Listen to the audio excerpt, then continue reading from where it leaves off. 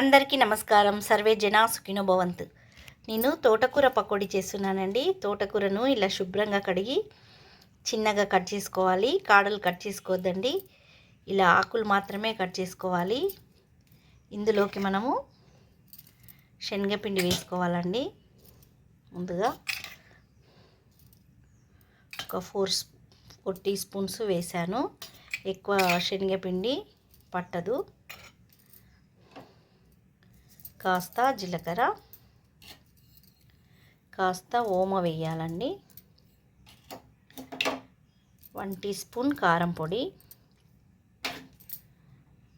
Salt కూడా కొంచెమే పడుతుంది, 1/2 టీ స్పూన్ సాల్ట్.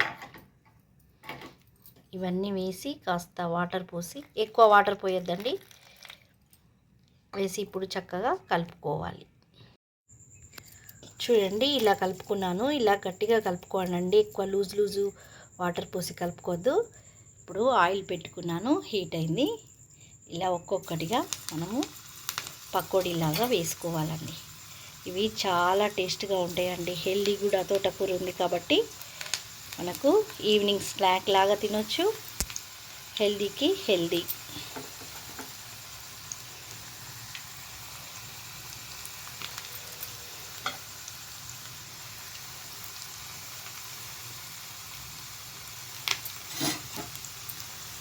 ఇలా ఫ్రై చేసుకోవాలి. ఎక్కువ శనగపిండి వేయకుండా మనకు ఆకుకు సరిపడేంతే వేసుకోవాలండి. ముద్దగా కలుపుకుంటే క్రిస్పీగా రావు పకోడీలు. ఇప్పుడు ఇవి మంచిగా ఫ్రై చేస్తాను. చూడండి, పకోడీ మంచిగా కాలుతున్నాయండి.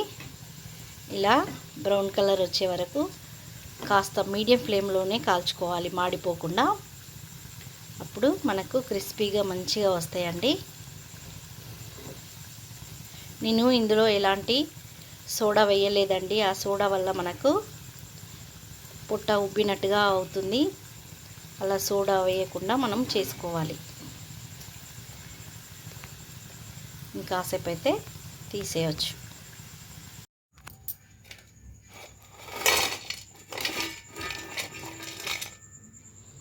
చూడండి ఎంత బాగా తోటకూర పకోడీ వచ్చాయో. చూడండి, చాలా క్రిస్పీగా ఉన్నాయండి. చూడండి ఎంత బాగున్నాయో. చాలా టేస్ట్గా ఉన్నాయండి. మంచిగా నములుతూ ఉంటే జీలకర్ర, ఓమ ఇవన్నీ మంచి ఫ్లేవర్ వస్తున్నాయి. మనకు జీలకర్ర, ఓమ మనకు డైజెషన్కు చాలా ఉపయోగపడుతుంది. చాలా టేస్ట్గా ఉన్నాయండి. మీరు కూడా తప్పకుండా ఇలా తోటకూర పకోడీ ట్రై చేయండి. చాలా టేస్ట్గా ఉన్నాయి. Thank you.